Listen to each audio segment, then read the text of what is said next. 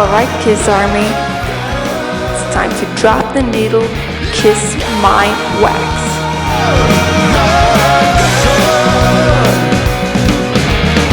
Hello, everyone. Welcome to the next episode of Kiss My Wax. I am one of your co-hosts, Jason Herndon, and with us, as always, Tom Shannon from the Rockologists. Right? And then we also got Andrew Scambatti from Andrew Scambatti. All right, we got a special episode for you this time, guys. Not covering much Kiss vinyl, but as you see on the screen, we've got Mr. Mark Slaughter with us. Say hello, Mark. Hey there, how you doing, guys? All right, how you doing, man? Good.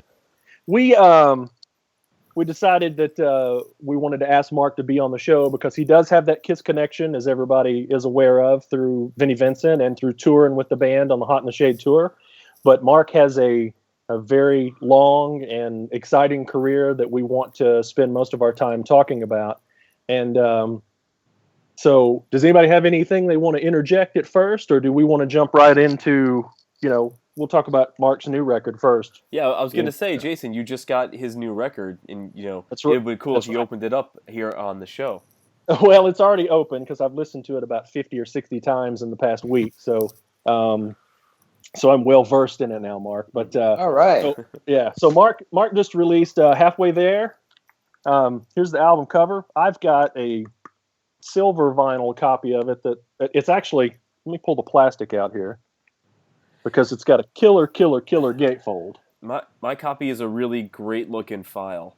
It's yeah, Andrew's a file guy. But the file's really great looking. The artwork on this is incredible. Who did the artwork, Mark? A guy named Sam Sheridan. He's done work with Iron Maiden, Rob Zombie, and I think he's done some stuff with Kiss as well. Great artist. And Pat, my buddy Pat, was talking to a gentleman named Bogart. He came up with the original concept of it, and then this guy Sam Sheridan actually went forward and did all of the photo realism artwork. It started with like a skull, kind of like a skull thing before, and I said we should do something different, maybe a heart. So we did some alterations, and ultimately that's the end game right there. Absolutely killer. I think it looks, and it's on this. I think there's a picture disc available. Mine is silver vinyl. That's what I ordered, and I did just order the picture disc as well. And I believe there's also 70 white vinyl. Yeah, I believe there's like 70 white vinyl. I don't think there's a lot of those. But it's that low of a pressing. Wow. Yeah. Well, everybody will eat that up now. Then. That's right. So, because Mark, this is a vinyl collecting podcast, and the people that buy vinyl, and when they hear 70 copies, they'll want to find a copy of it. Yeah, it's but the thing is that's one of the things. I mean, I was never how should I put it, a collector. When I was younger, but my buddy Pat was, and we used to go hunting through all the record stores, Tower and Odyssey out in Las Vegas where I grew up. And so it was kind of like one of those things of, I get it, finding the needle in the haystack, finding stuff that nobody else has. And it's a fun little thing to do. And certainly the love of the bands and the support of the bands is, it's a blast. Yep. I agree. Totally. I've got the CD here too. Oh, cool. Just in case. So what's a CD? What's a CD? I don't know. But, yeah. So Mark, I do got a question that relates Sure. to this that I kind of want to kick everything off with. This is your second solo album. Right. How did the process differ between the first one to this one, and why is the time right for a second Mark Slaughter studio record?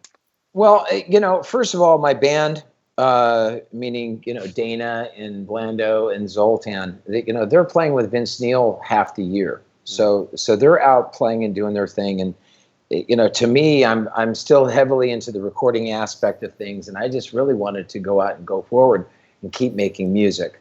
It's what I love to do. It's what I'm going to continue to do, with or without the band, because it's a part of me. It's like one of those things. An artist makes art. We just reached on Back to Reality. It's been 18 years since we released our last Slaughter record, and unbelievable. And it's kind of crazy. It's been so long since we've done that. I know that same thing with Van Halen. It's been a long time for them, and a lot of acts just don't want to get together because they just don't think that people care. But I care about the art, and I care about trying to make a statement and make an artistic impression by continuing to do what I do. It's cool. It's very cool. I picked up Reflections in the Rearview Mirror when it first came out. We actually did an interview together on a different podcast, the Kiss FAQ podcast. So I was really excited when I heard that a second one was coming out. So I'm kind of a small-time filmmaker, so I finish a film, and then I'm always thinking about the next one. So this might be premature, but is there a third Mark Slaughter LP that's maybe... Oh, yeah. There? I mean, I have some mixes that I have to do for Madam X, so I'm kind of behind on that because I've been doing all this radio that I've been doing for this record, as well as Slaughter dates in between. But it's my writing process is fairly quick. I mean, a lot of these songs are written and almost tracked in the 8-hour period. All of it. So sometimes it's just really just sitting down and going, well, what does the album need? This. For vinyl enthusiasts, this whole record was made for a record. It wasn't like made for just files. I wanted one side to have the right amount of time and the other side to have the right amount of time. And it's very difficult to do when you're used to just playing and not caring. So you have to start to edit things. It's interesting because I've listened to the CD and I listened to it on the way out here. In case no one knows, me and Mark are actually in the same house right now. But I listened to it for 2 hours coming, for an hour and a half coming out here. But it's interesting when you look, at the track listing on the record and how "Hey You" and "Devoted" is first, and "Conspiracy" and "Reckless" are first. That these are four very heavy songs. Yes. That just kind of melt your face at the beginning of both sides, and then you've got your mid-tempo stuff, and then a couple of killer ballads on this as well. It to me, as a very big Slaughter fan, this record, and I don't know how you feel, I may be totally off base, but this harkens back to Fear No Evil to me. It's got a very Fear No Evil feel to it. It has a lot of Slaughter-esque things. I played it for Dana when I was in this embryonic stages, and he said, I think some of this is a little dark. And I said, I don't think it's that dark. I think that some of the things we did before were, but again, it's not just like if you go to Stick It To You, yes, it would be dark. Right. But I think the band, as it progressed, when you go into, when you get into the second record and forward, it really just started to take some of those darker things like Sabbath kind of crept in from our past, or what we, of our influences, and it just became a part of it. So you just can't help your musical environment where you come from. I agree totally. So there was going to be... Oh, sorry, Tom. Sorry to cut you off. Go ahead, Andrew. Well, you're going to yell at me when I say what I'm going to say. So there was no Vinnie Vincent appearance on this record? There was no plan? It's so funny. I don't know Vinny. I know he's around. I don't know where he's at. I haven't seen him since 1988. So it's kind of like no one knows where he is. Where's Vinny? It's like it's the new thing. But it was pretty interesting that for the very first time, Bobby Rock is playing in my solo band, and for the very first time when we played in Jersey a couple weeks ago, we actually did a Vinnie Vincent song, and it was one of those things that had been 28 years since we did that, and that's pretty heavy. 29 years actually since we played that song. So it was kind of this brush of emotions. It takes you back when you recorded the track. Again, we walked away from that. We all kind of did our thing, but it was pretty cool. It was really nice to come back and play that. It was that time of year, right? Is that what you did? Yeah.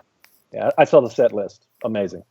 What did you want to say, Tom? You had a question? Well, Mark, clearly a project like this is so important in your life. I mean, it's almost like having a child or whatever. Sure. Tell us about the process, because I mean, this isn't like back in the days of Slaughter where, you just get your contract set with the record label and go in and record on their dime and all that. What's this whole process like today for an artist? Well, I mean, it's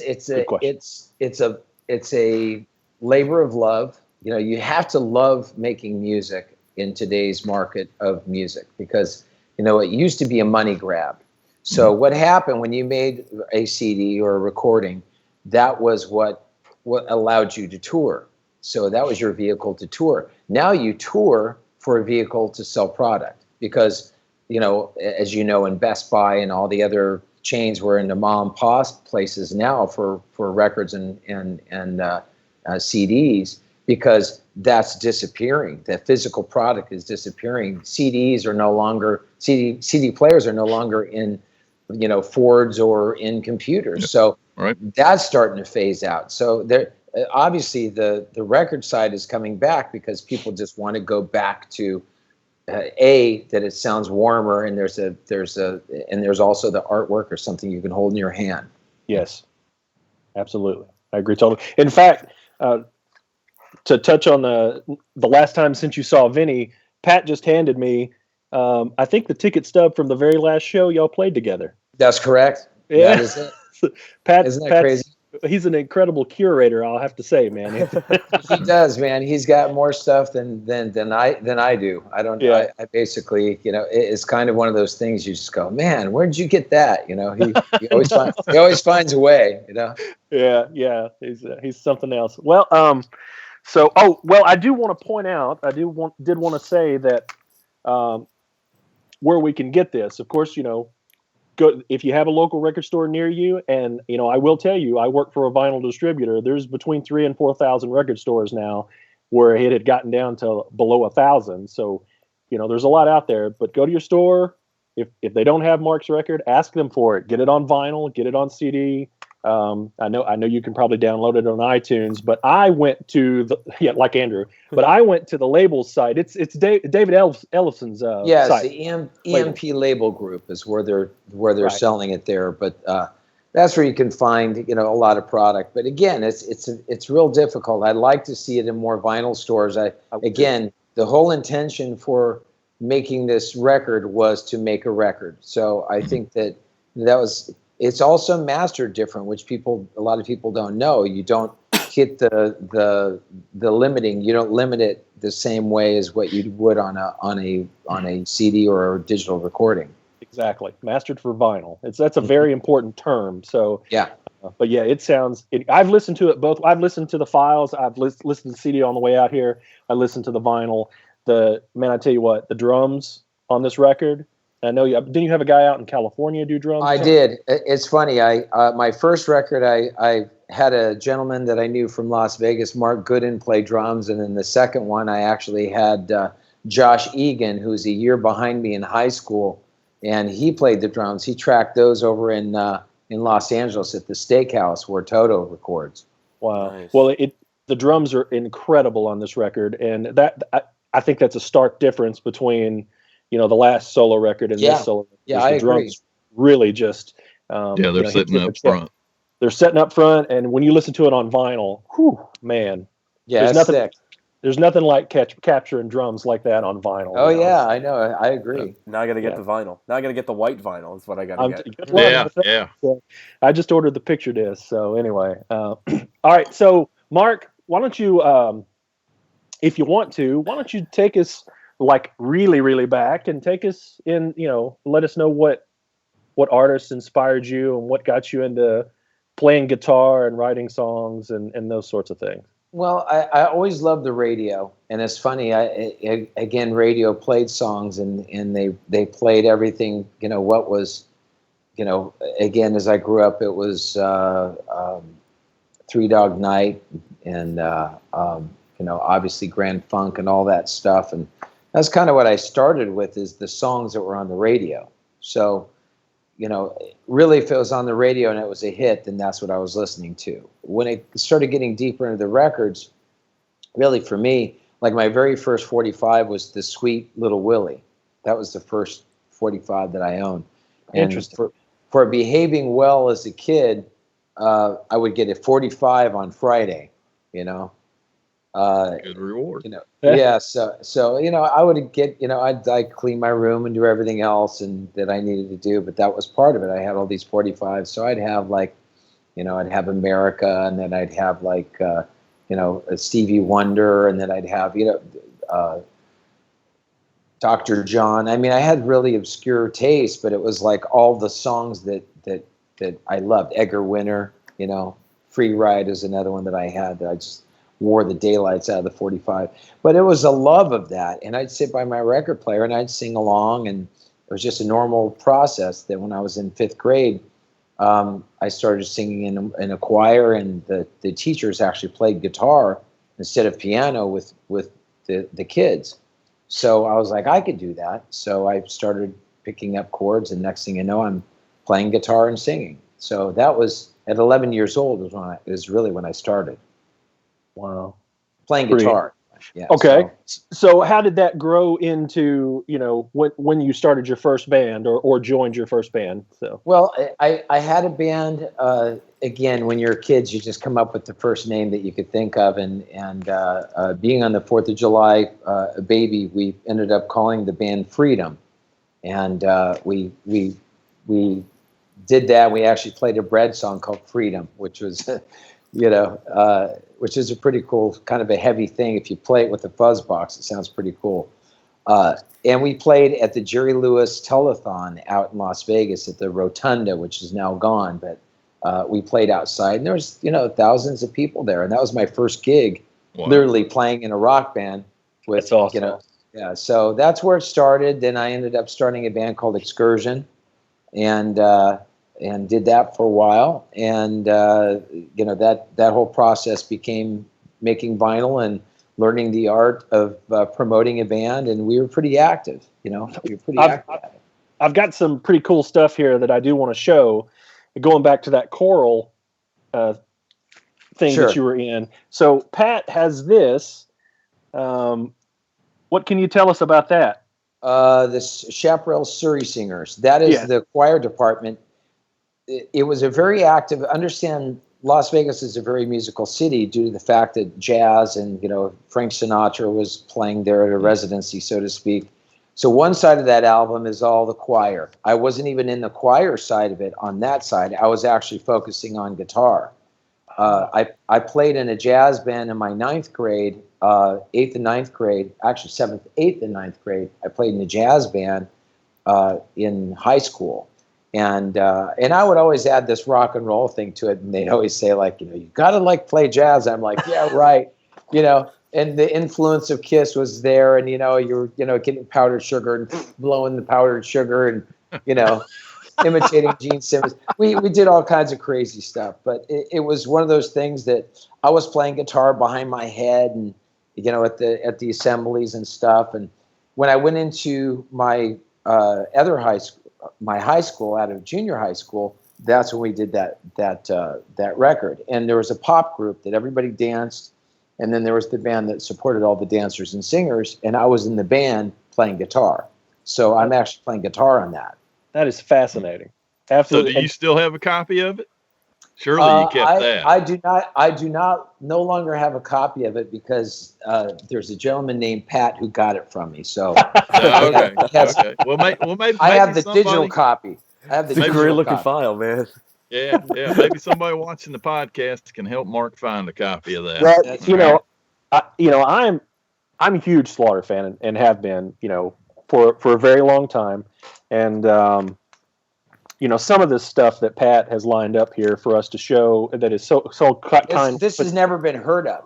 What we're doing today, people have no idea of what we're actually touching. It's pretty crazy.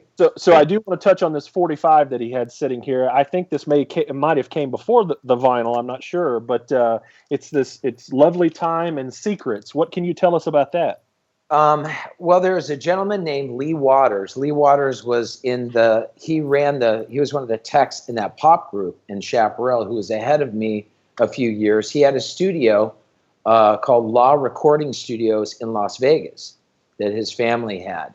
And so we went into his studio and we cut this. The writer of that song is a gentleman named Don Johnston. And Don was the dean of Chaparral High School. No, so I got away with murder. This anyway, is great. And his family member is in the Doobie Brothers, and he was like, I have these great, and he's a great songwriter, and he's like, I want to do this song with JD. I think she's got what it takes. Can you guys come play the track down at Lee's place? And I said, sure. So I took my guitar down I wasn't even driving yet. So we took my guitar down, dropped off my amp, and I forget how, some kid drove me there.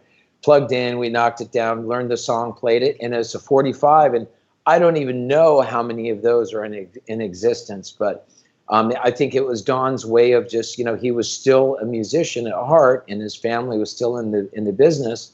And JD, this girl, just had this incredible voice, so we just went and tracked a 45, and there it is, the only one I know of. It's That's amazing. actually after the high school choral record, according to Pat's list. Yeah, Pat hooked us up with. It's months behind, just a few months behind. We did Right. it kind of like in between, yeah. So for those who care about timeline, 79, 80 was the choral record, and then this come out in 81. It says it on here, I believe, 1981. So, God, thank you, Pat. Which is crazy. Which is crazy. And then in my junior, that was my sophomore year. Then when we ended up going into my junior year in high school, I was really pushing heavily more towards my band. So not only was I involved in school and music, but after the day was done, I would go right to band practice, and I'd practice till 5 o'clock, till dinner time.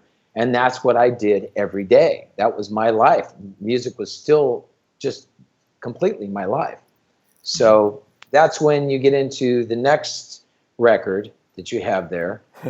And that would be the comp, correct? The comp stuff, yeah. I've got 3 comps here. Okay. The first comp Excursion. record. Now, understand this is like a battle of the bands. Yeah. This is FM 92 Las Vegas, and it wasn't even what's it even called comp? This is like as they were just starting. Yeah, it was as they were just starting the station there, because KFM 102. We all woke up one day and it was a country station, so they ended up taking this, which was Keno FM, and they wanted to call it K-Mob, but they wouldn't let them do that in Vegas because they thought it was bad for the city. So they called it Comp. And they did this big, all these bands sent in their tracks and everything else, and they liked our tracks. So we got it over to them. And Stay With Me Tonight, which is... that's on this one. That's the one. I played guitar on that, helped write that song with Eric. And we were the only band that was on all 3 of the Comp records. So that's number 2. Yeah. And which one's on this one? This has Leaving Our Thoughts Behind is on this one. That's Leaving Our Thoughts Behind. That was kind of through my rush stage of life. So I had like the double neck, and I had the Taurus pedals and all this stuff. And right. I was doing all of this, and that was how that one was done. And we were actually at that point really, really starting to play around the city a lot. The band was really we had our logo designed well, and we were playing around at parties. And, it was one of those things that we did a party out on this road called Papco Road, which is now paved. But it used to be this paved road that turned into this dirt road that led up into the back of the desert. And we played for like 2,000 people at what would be considered like a backyard party. But it got out of hand. There was like 11 kegs of beer. And so whenever they started seeing the name Excursion, the cops would be like, we're going there. So they would just go there to try to bust up our parties. Wow. Well, if you can, Mark, before we get deeper into Excursion, tell us where you met the 2 gentlemen that are in the band with you, and how that came about, if you don't mind. With Slaughter?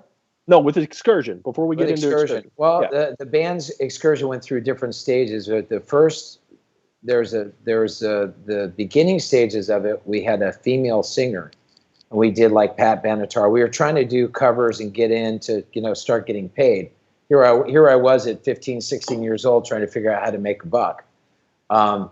We started to play around. We played the Troubadour and the Moby Grape and all these different places, and I wasn't even old enough to drink. And there was a gentleman named Freddie Woods. He was later he was the drummer of Rare Earth, and he became a drummer in a band called Little Sister. So we would play together, and he later became one of the personalities on Comp. And he said, man, he goes, you would come into these things and I'll have a Coca-Cola, please. That was it. I was just like this young kid. And meanwhile, these guys are doing blow and smoking pot and everything in the back. It was just, it was a totally different thing for me. I was just so driven about the music that I really wasn't the party. I didn't even know all this shit was going on around me. Wow. So the first thing you guys did, it was the Skull Queen EP, is that right? That's correct. And I think what I have here is this a test pressing of it? That's a test pressing with my shitty artwork on it. Yeah. Yeah. So Pat has this. Pat has that. It's funny, if you look at the backside, here's some Kiss trivia for it. Okay. Flip that around. All right. See that zebra print? The reason why there's a zebra print on that side of the label is Paul Hamer. I went to a music store and he was showing his guitars, and this is when Def Leppard was starting to happen, and Hamer guitars was actually getting pretty big. And I went in and they had a Hamer guitar that the stripes were perfect on it. And there's only 3 people that I know where the stripes are actually done right on the guitar. Paul Stanley's one of them. Mick Mars is the other person, and myself. We're the only 3 that had that Hamer where the zebra stripes were actually correct to the body, because they just kind of slapped them together. So Paul Hamer made me a guitar with those stripes, and I ended up playing at a NAMM show at 17, right? Was it 17 or was that 18? I can't even remember, 17 or 18 at a NAMM show. And I was the guest, so I sat there and would play at the booth, and Brad Gillis would go by, and I'd play Night Ranger riffs, and he'd be like, hey, Vinny would walk by, and I'd be like playing Kiss stuff, and he would ignore me, and then everybody else.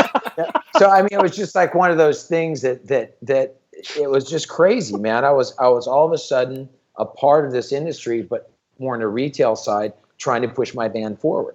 Right. So, but I was a guitar player. Yeah. And truthfully, a guy named Mike Varney, who discovered steel, it was Yngwie Malmsteen with A.J. Malmsteen, and he discovered him, and he said to me, because he heard my record, he goes, "Man, you're a good singer." And I was like, "Thanks a lot. What about my guitar playing?" He's like, "Yeah, you're a good singer." So it was like he kept throwing me in these bands as a singer. I auditioned for everybody. I auditioned for Icon. I auditioned for, it was just one of those things. He kept saying, "Well, you should go check this out. You go sing for these guys." And lo and behold, it came down to the very end of the Vinnie Vincent invasion that when that was all going down, the thing that really made Vinnie say, "Okay, I'll have him as a singer," is Rudy Sarzo, Tommy Aldridge, and Tony McAlpine were doing auditions for Driver, the band that they were putting together. Yep. And they said, and Dana said, "Look, if we don't take this guy, these guys are going to take him." So that's how forcibly I ended up as the singer, between the label saying I was the guy for Vinnie Vincent and Vinnie okaying that. Gotcha. That's fascinating. So it's crazy. Talking about Vinnie really quickly, and I'm not going to paraphrase the story because I'm going to have you tell it, but there's apparently Vinnie would tell you things right before walking on stage, like he would either talk about that a little bit. Talk about what Vinnie would say to you, like right before walking on stage, like a sold-out arena. So yeah, you have to be a certain type of character to have a fight or a drive in you. I mean, you're either born with it or you don't. But I always had this, I call it the fire. You got to have that fire. And before literally, the opening intro to the invasion is going on. We're standing on the side of the stage. Bobby Rock's next to me. Dana's on the other side of Vinnie. And Vinnie leans over to me and says, "Last night you sounded like garbage. And if you don't pull it together, you won't sing on the next record." And I'd be like, "You fucking asshole." That's how, but I would go out with this attitude and thing, and I would outperform. I just created this fight that I think is one of the things that, again, you go downtown and get beat up. That's one of the things that I think also made me the performer who I am. of having that gloves are off when I step on the stage. Wow.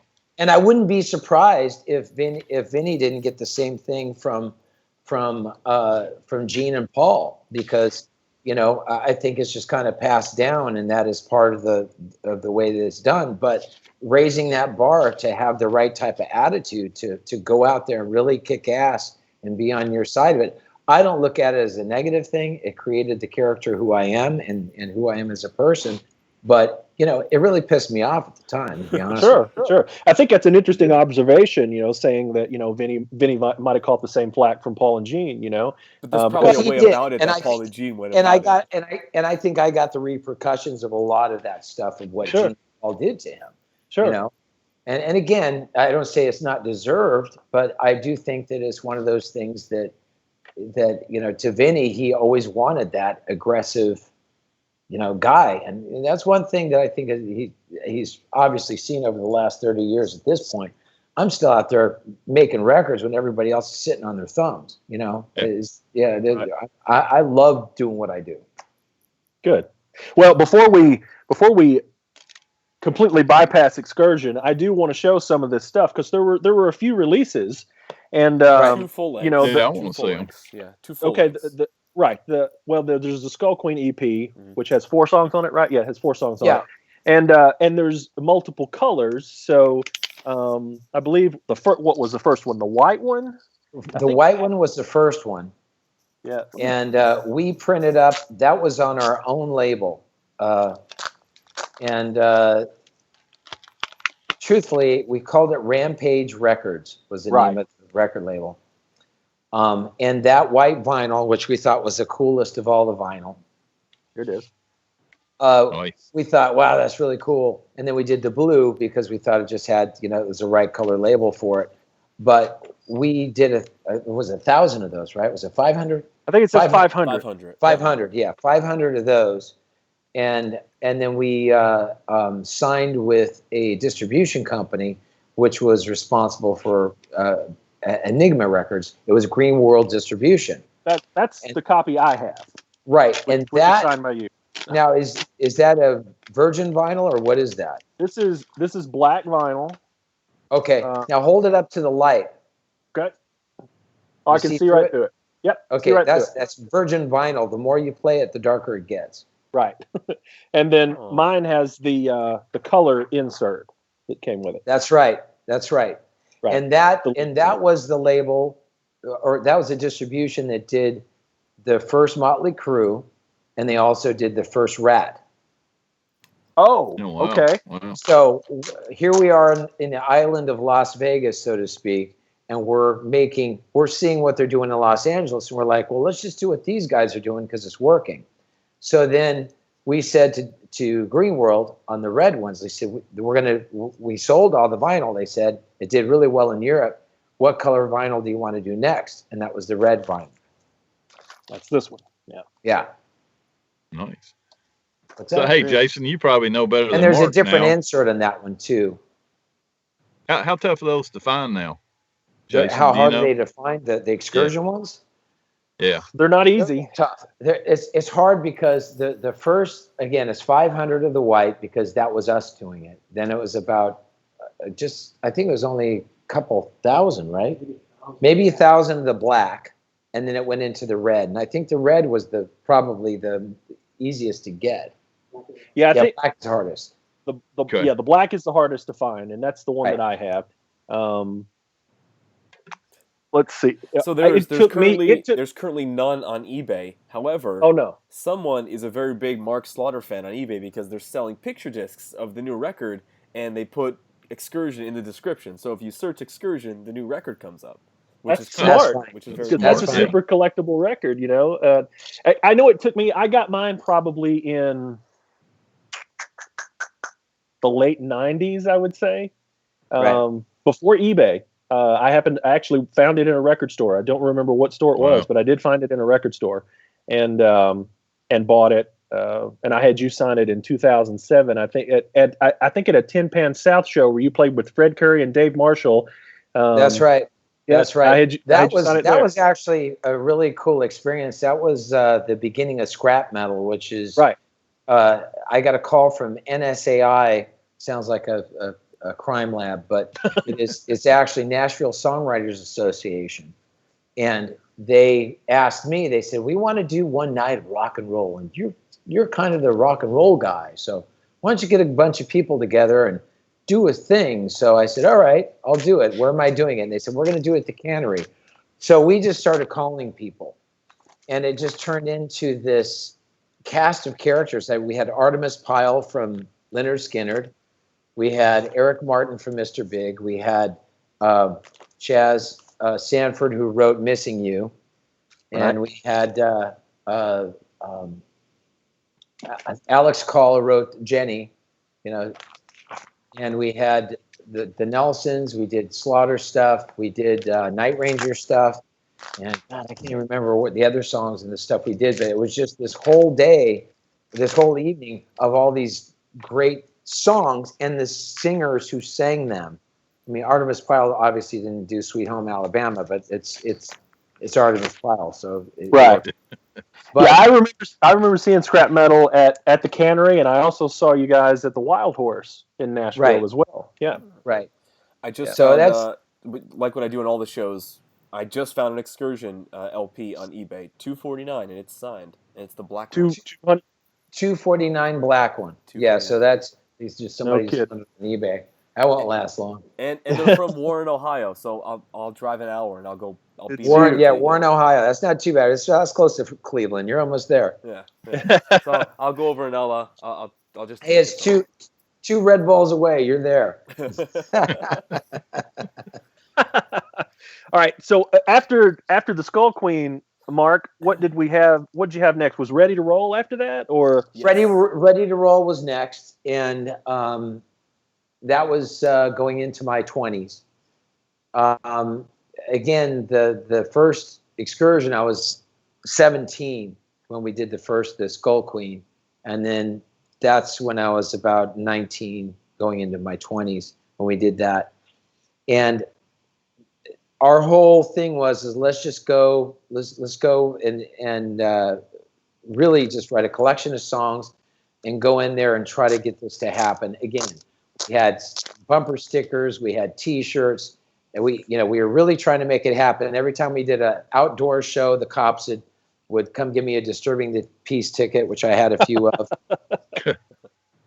And but that was kind of the rock and roll side of it. I mean, it wasn't easy, and everybody thinks, oh, Mark just stepped into Vinnie Vincent, and that was that. I mean, I paid my dues. I played in the smoky, bars and dealt with drunks, and even at a young kid age, I was like, wow, I'll never do that. I kind of I was still so heavily into music. Going back to the Excursion record, in my high school, which I was voted most musical, I had my second period class was choir, third period was I had like an elective, and then I had male chorus, which I was the president of, which is barbershop music. Then I have fifth period, which was singing and doing that, and then I would get out of school, I would do madrigals, which was operatic.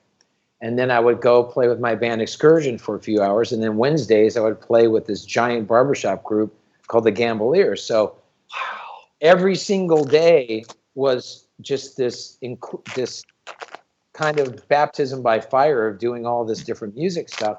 And I think that's what's created my harmony sensibility, playing jazz, doing all that stuff. But I always infused it into what I always know and love, which is rock and roll.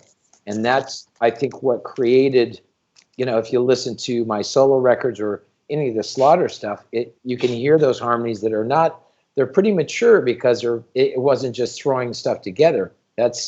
We're the only band from our genre of that wrote, produced, and still perform our own music, because everybody else had somebody else to be involved. I was making records as a young kid.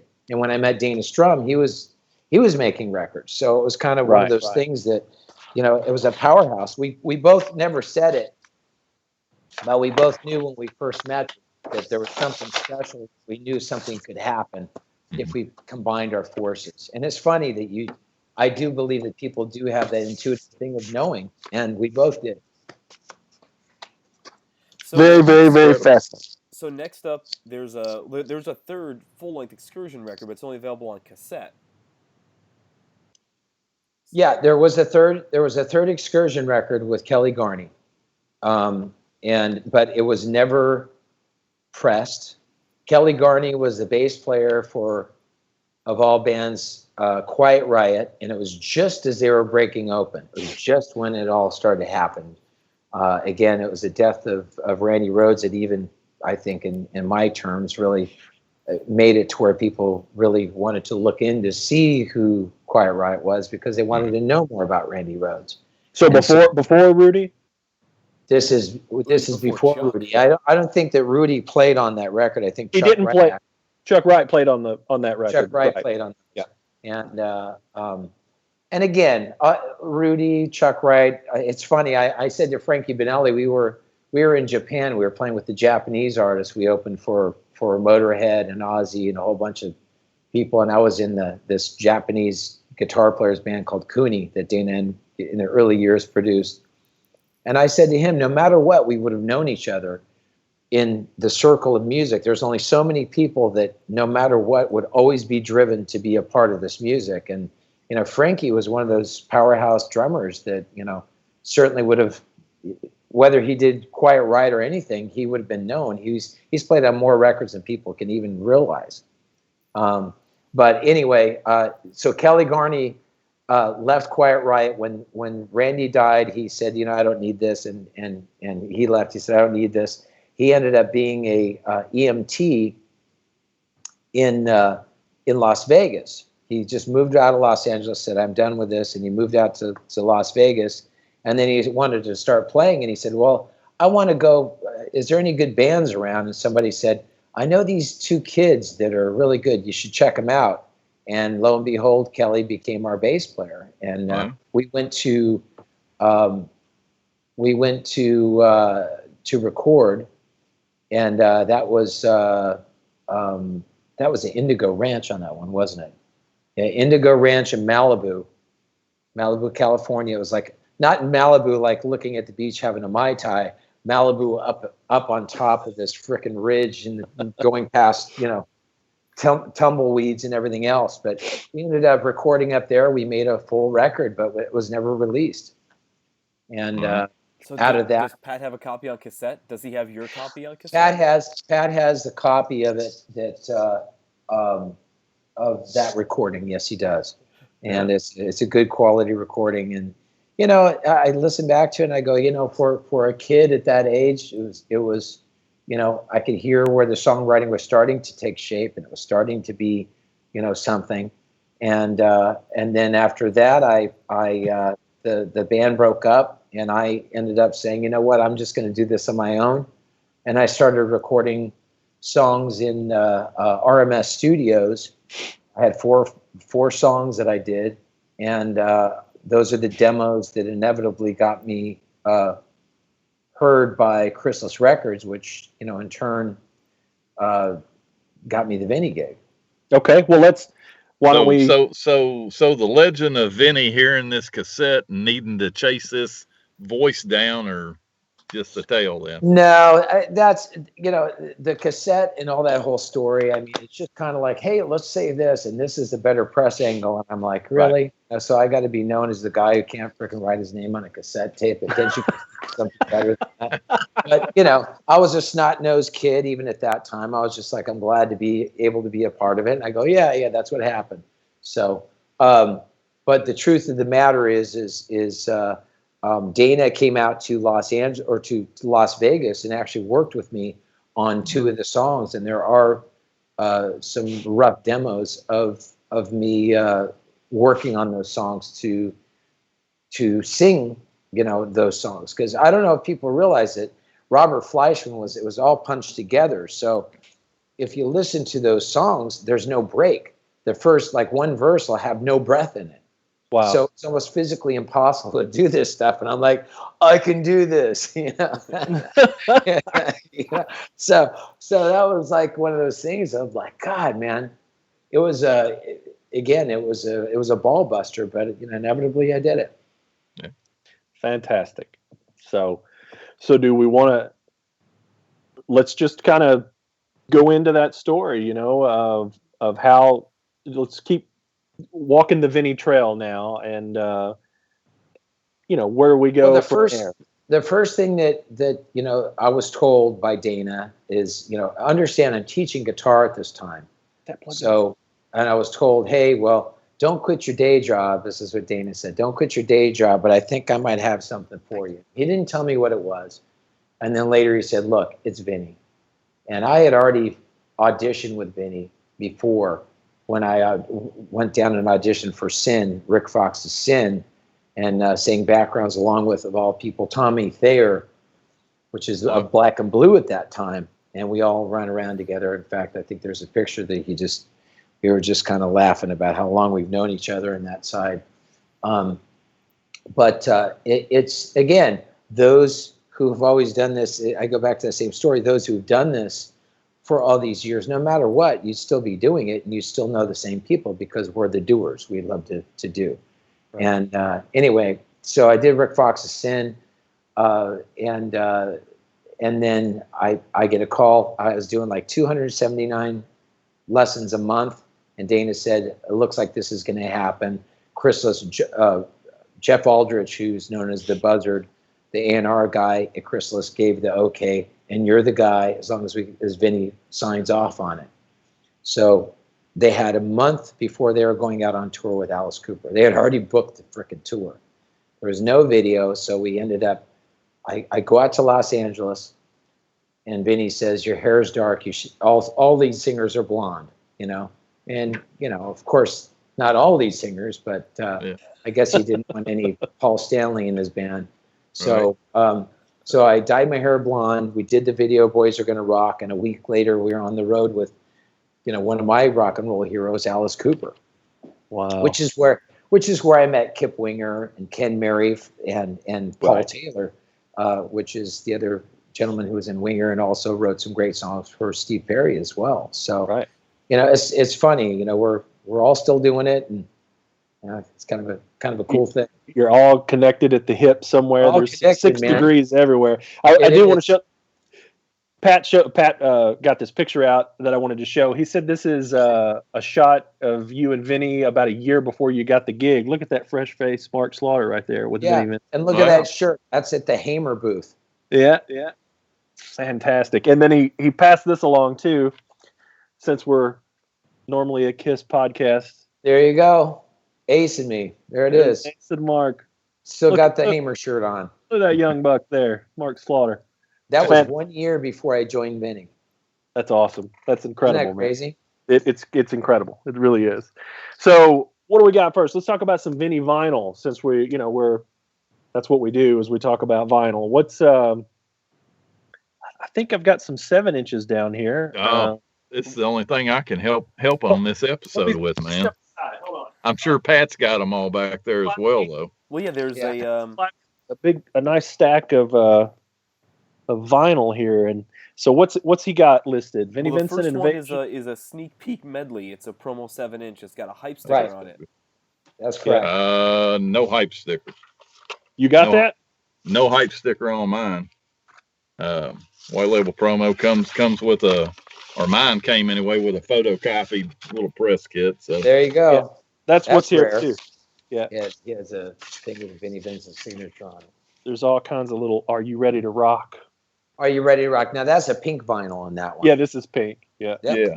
Now that I've got stickers with. Oh, you do? Okay, so we're showing 2 different things then. Okay. Now that was, and what that is it was kind of like a sampler, like this is what the record is. So it's like a crossfade into one into Anybody need one? Look at that.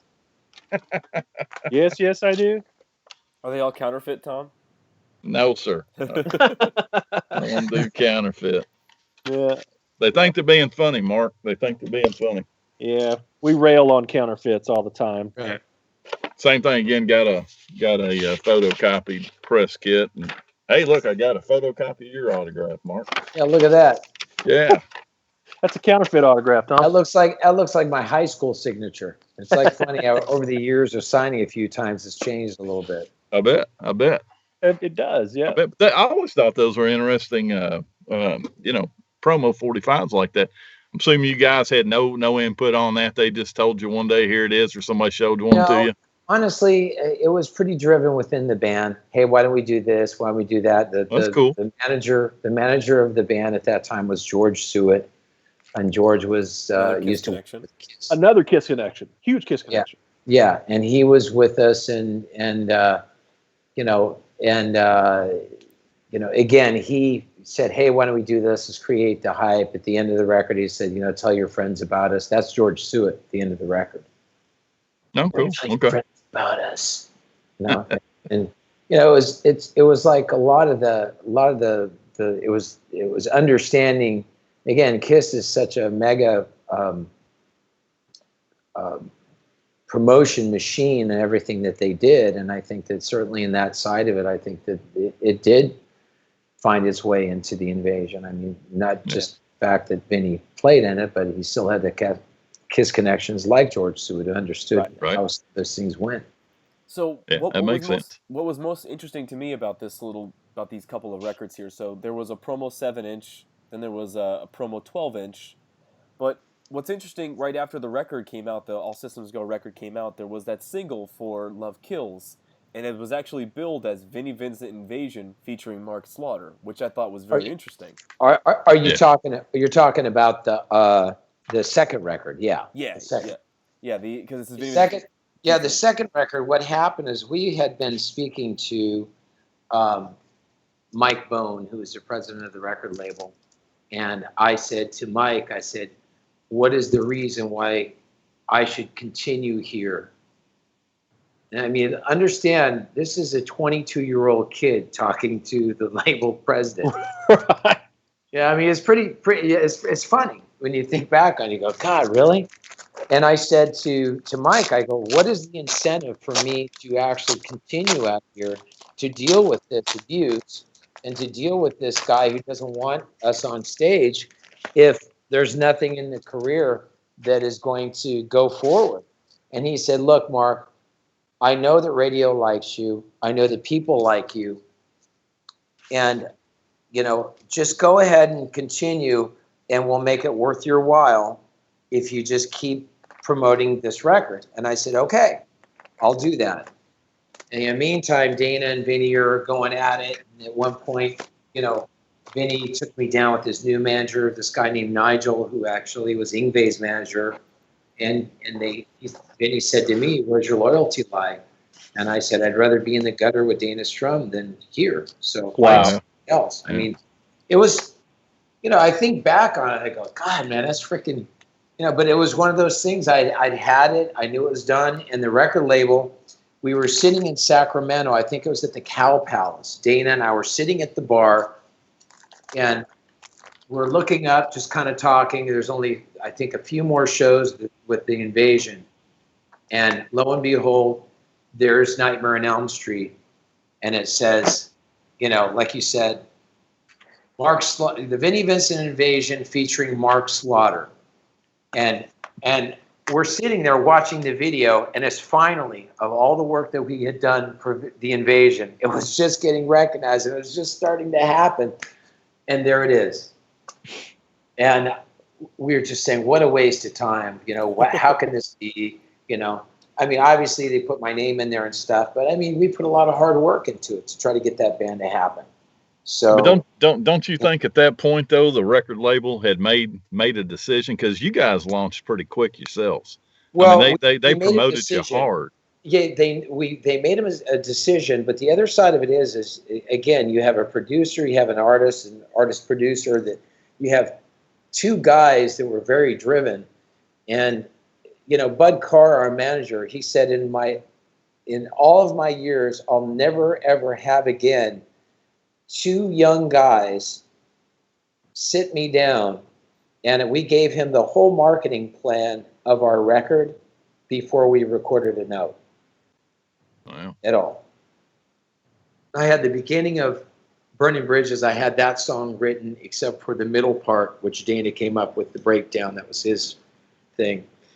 And I kind of knew the Flight of the Angels. We had been working on that, and the first time we recorded it, under the agreement that we had with Vinnie Vincent, it's called the Leaving Member Agreement, and it's actually partially responsible from Steve Stevens when he left Billy Idol. So when he left Billy Idol, Jeff Aldrich, the A&R guy, said anybody who's working with one of our acts has to sign a Leaving Member Agreement that states that under this agreement, you have to provide us 4 songs of a recording that we will, decide if we're going to pick up your option, and your record deal will be under the terms of the agreement of the artist that you're working with. So we ended up going. It was 1988. It was New Year's Eve, and we had the songs written partially. And we went into the studio at the record plant, and we recorded, 4 or 5 songs. And the record label said, "Yeah, these are great songs." And that's when the actual record deal and how it happened. They had dropped Vinnie, but I had picked up his deal through that leaving member agreement. So that's how that happened. Wow, that's interesting. I've never heard that angle of it, and that's very interesting. But Yeah, but that's the truth. That's how this industry works and what happened with it. But and then Vinnie, I guess, was signed by Enigma, and when he was done with the record, he recorded over everything. He said he didn't like it, and he had the record finished, and he basically pushed record on it and destroyed it. Unbelievable. Which is just crazy because, look, again, regardless of, my success forward or anything, I'd never take any artist, whether I get along with them or not, I'd never take away a nod of talent for what they have done, in their own right. And that's the biggest shame, because Vinnie wrote some great songs. Wrote great songs with Kiss. Wrote great songs with Invasion. And then even came back and wrote great songs with Kiss again in '92 for Revenge. Yeah, he did. He wrote some great songs. And again, it's one of those things that Gene was saying, he's his own worst enemy, meaning Vinnie. But, I can never, ever I'll never forget. There's one instance I'll never forget. We were backstage. We were playing with Iron Maiden, one of my other freaking, favorites. And Vinnie is in the back, and I'm saying, "Hey, what about this?" And I started throwing things at him because he had his guitar in his hand, but he was relaxed. It was a kind of a different time. And we were talking about Jeff Beck, which I love Jeff Beck. And he goes, "You mean Jeff Beck like this?" And he starts playing like Jeff Beck. And of course, everything was blistering loud. The next thing you know, every guy in Iron Maiden and their row crew is sticking their head inside the room as he's playing, amazed of how he's playing. And one of the guys says, "Vinnie, why don't you play like that?" And he goes, "It's boring." Huh. And to him, it probably is boring, but to us who can't do that every single day, I mean, it's amazing. So, but he's capable of it. It's just trying to slow that record down to 33 instead of on 78 all the time. Right. That's a good point. Yeah, that's a good point. Yeah. So we're moving into Slaughter territory, and what I find very interesting about that first Slaughter record, when you guys were touring with Kiss, I think Slaughter was selling better than Kiss, yet you guys were opening for Kiss. Talk a little bit about how that came about and how that tour came about. The tour came about for Kiss was with Eric Carr. Eric Carr knew Carrie Stevens. That was his girlfriend. And Carrie knew this girl, Marie, that I knew. It's not how you think it works. And he was given the record before it was even out. He loved the record. And he told Gene and Paul, and then we went into doing the Up All Night video. We did that in the latter part of '89. And, he was kind of following us saying, this is really going to be something. You watch, this will be something. And when it all hit and they were looking for the support acts, they said, well, let's give them a shot. Why not? And they threw us on the bill with them. And our very first show with Kiss was in Lubbock, Texas on May 9th, I believe. May 9th, correct? May 4th. Yeah, May 4th. And in 1990, And that was our very first performance. We never played a club. I mean, obviously played clubs when I was a kid, but as Slaughter, we never played live. So our very first show was with Kiss. And we came off the stage, went into our dressing room, which is, basically a small locker room, and it was tiny. And there was the company president, John Sykes, and the CEO in there with a gold record. You guys did it. We're gold. Wow. So our very first show, we had a gold record. So it was kind of like, this is freaking awesome. So, I mean, it was that. I think that was the whole feeling of the band from the beginning. It just kind of set up the whole stage of like, this is fun, man. Enjoy it. And we'd bring people back. We'd do these huge meet and greets, and they'd be like, Gene would be like, listen, there's too many people here. You need to move the meet and greet to the other side of the venue. Shannon's coming out. I don't want to see any whores, any of this stuff. And we'd have like 300, 400 people on the other side of the venue. But we loved the fact of bringing people back because it was kind of like we never lost the sight of a music fan of wanting to bring that into the realm of like, can you believe it, man? Those guys just pulled us backstage. And it wasn't just, like, the hot chick, so to speak. We just like, we see somebody standing out by the bus and say, come on, man, hurry, the door's open. That's awesome. Yeah. But that's how the band was. That's what we did. It was fun. Yeah. I had Stick It To You, which I do want to show. Here's my vinyl copy of Stick It To You. This is Canadian. Yeah, and it's now that's the thing about Stick It To You that people don't know, or for Slaughter. Chrysalis mindfully said there is no more vinyl. Yeah. And we were the first act on Chrysalis Records for them to stop making vinyl. Right. So the copies that we have here are, Canadian or UK or something like that. UK, correct. It's always another country and never here. Now, there is some in the United States, but it was through the Time Life and those type of clubs. And BMG if you notice, BMG. Yeah. And so it's do you guys have any thoughts of re-releasing on vinyl? Well, it's funny because, the record companies, you got to understand, it's like first it was Chrysalis, then it was EMI Chrysalis, then Chrysalis was absorbed completely by EMI. EMI is now defunct completely and now owned by Universal. Correct. Okay. So it's like, so it's kind of like one of those things of, well, what's going to happen with the record? Well, if there's enough people that cared, it could be licensed to be put out, or it could be something that they could re-release it on vinyl. Again, what people don't realize is that in vinyl, speaking about vinyl, 25% of all physical sales now are vinyl. Yeah, I believe that. That is true fact. If you look at the numbers, it's 25%. And that is huge considering. And it's growing. It's growing. Yeah. Well, yeah, and it's funny because I was literally had the news on, when I was rushing over here, and they had a thing about one of the factories out here in Nashville that make vinyl, and they were saying, we were about completely out of business. We were one of the few still left, and now it's thriving. It's up 900% now. That's my company. That's who I work for, Mark. Yeah, there you go. So I got my numbers. I just don't know who the hell I'm talking about. Yeah. Yeah. United Record Pressing, which is the oldest and largest pressing plant in the country. What they were smart enough to do when the labels started dismantling all of their pressing plants in the early 90s, they bought up all those machines and put them in storage. And for a long time, all they were pressing was 12-inch DJ singles for the DJ market overseas. Sure.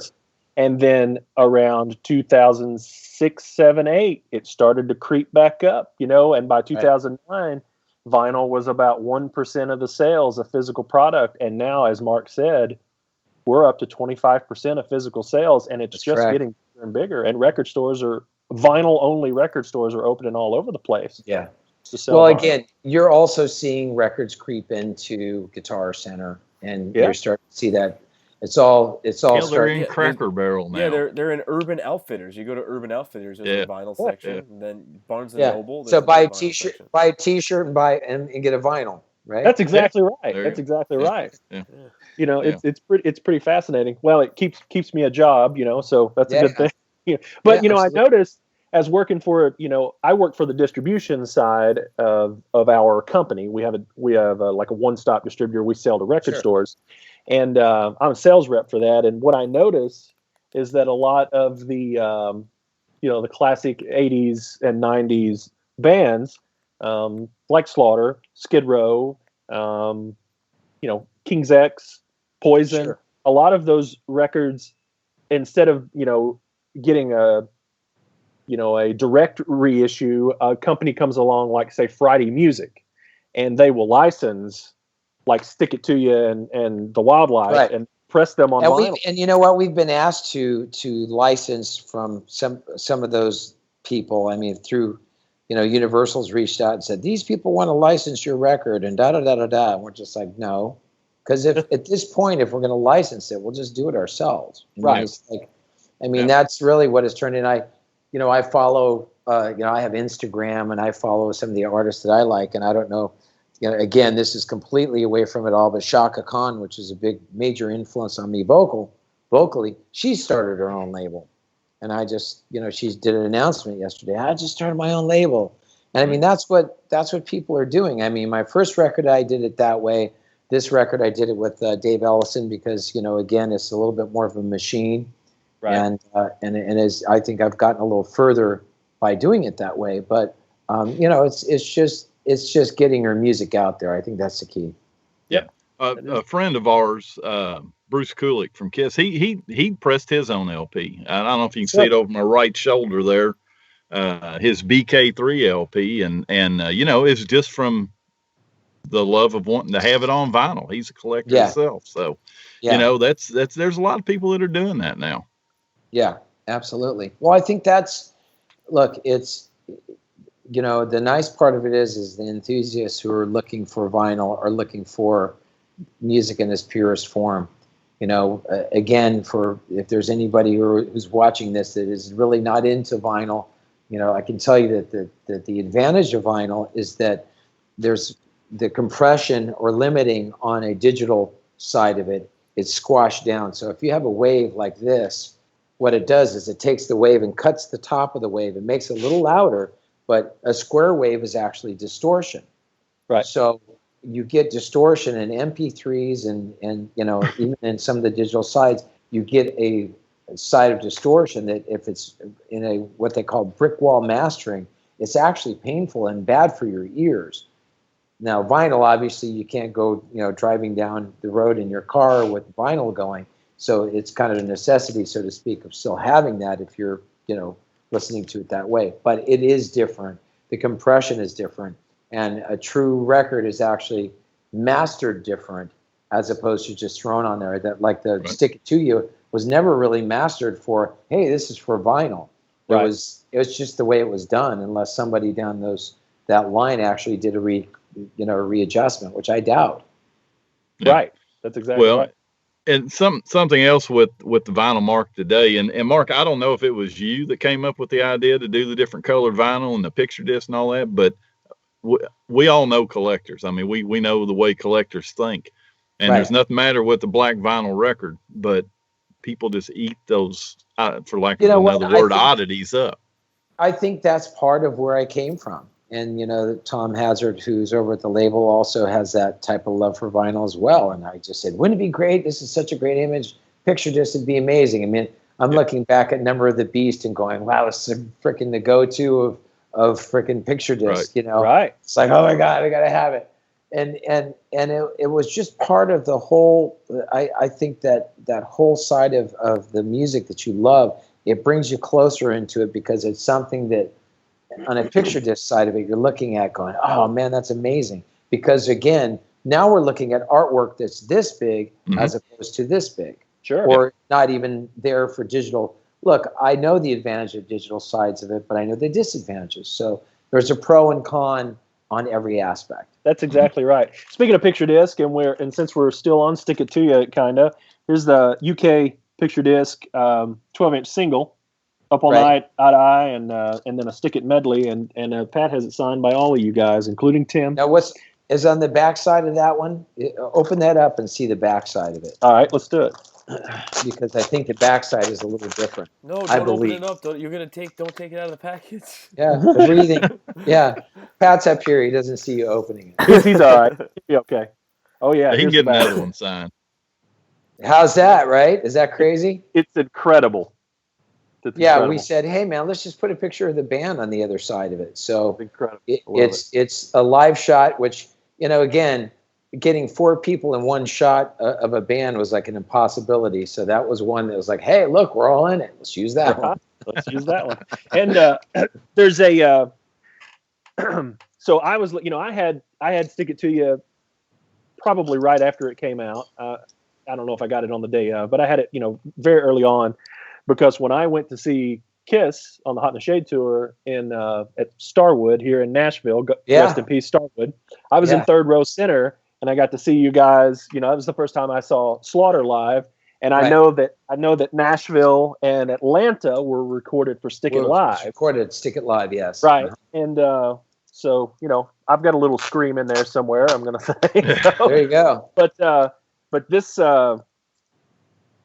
UK version of Stick It To You that I have here on vinyl, right, also has the Stick It Live.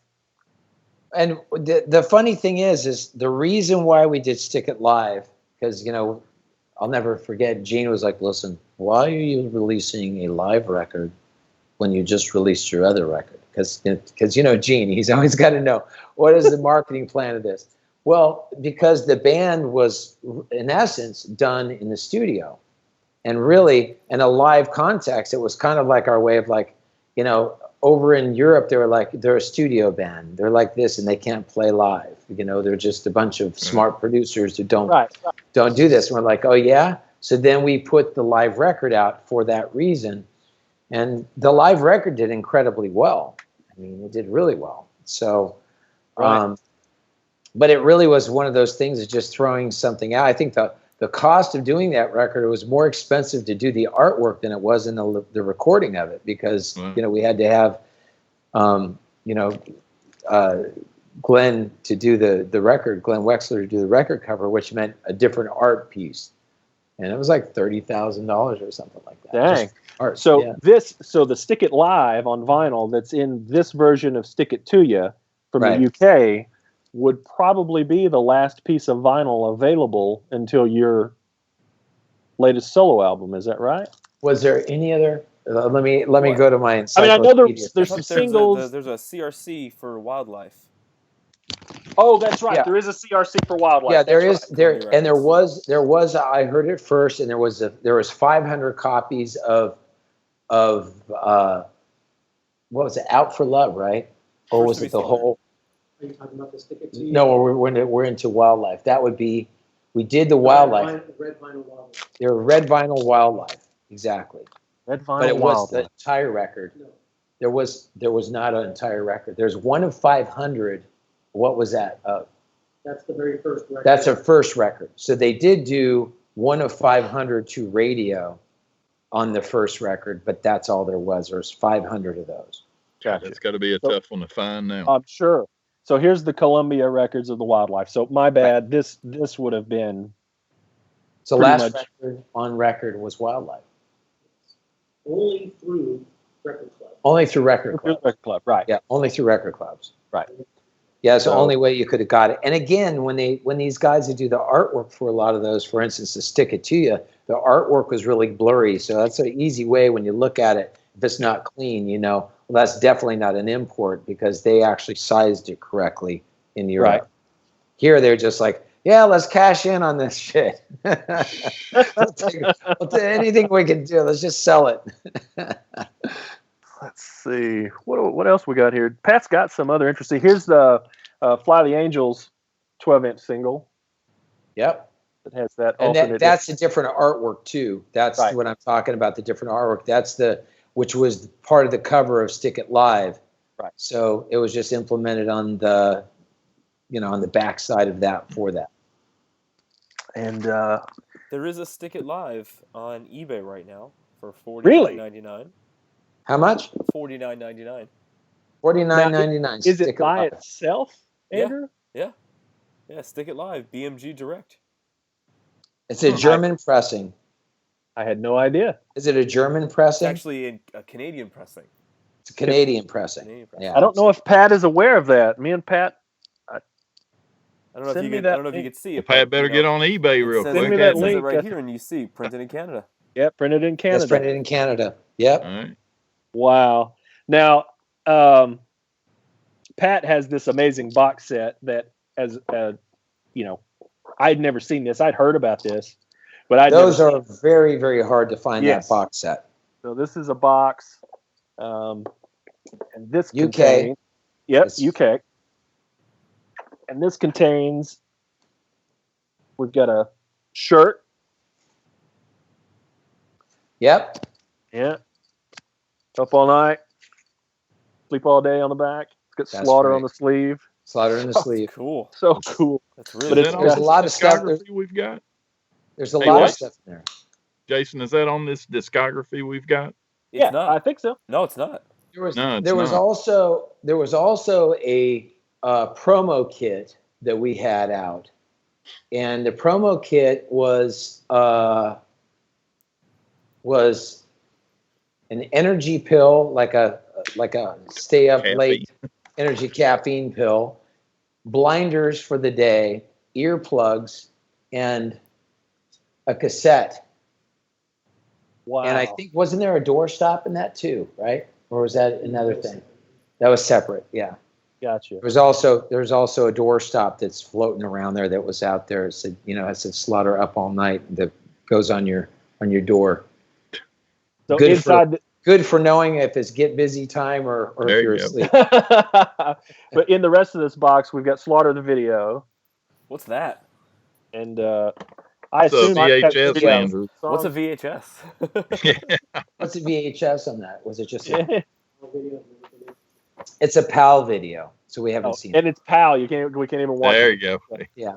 We'll have And, to go to England to pop it into somebody's retro thing. Actually, I think There- I might have seen that on YouTube because I know I saw there was an early '90s Slaughter video put together where it was you, Mark. You're in Vegas. You're talking about how you taught guitar lessons at this music store. Oh yeah, that might was be- that was a video called In the Beginning. Ah, Yes. So I don't know if that was part of that sell yet. I don't think that we had In the Beginning when they put that out, because that box set came out right up front of the record. Right. So it's got the Up All Night 12-inch single in it again, Right. which was showed earlier, and it's got a 7-inch of Up All Night, Right. and then it also has this like a little promo. Like a promo, yeah. It's like the kind of- kids folder, like Yeah. you put your homework in there. You got it's actually it's a press kit. it's called So. From the Beginning, and it's still on YouTube. Yeah. Still Yeah, on from the YouTube. beginning. From the beginning. I've got those 2 VHSs at home. So, well, I'm gonna have to put all of Pat's stuff back together. Actually, and it was released on Laserdisc, but in Japan. That's Oh, right. wow. Laserdisc.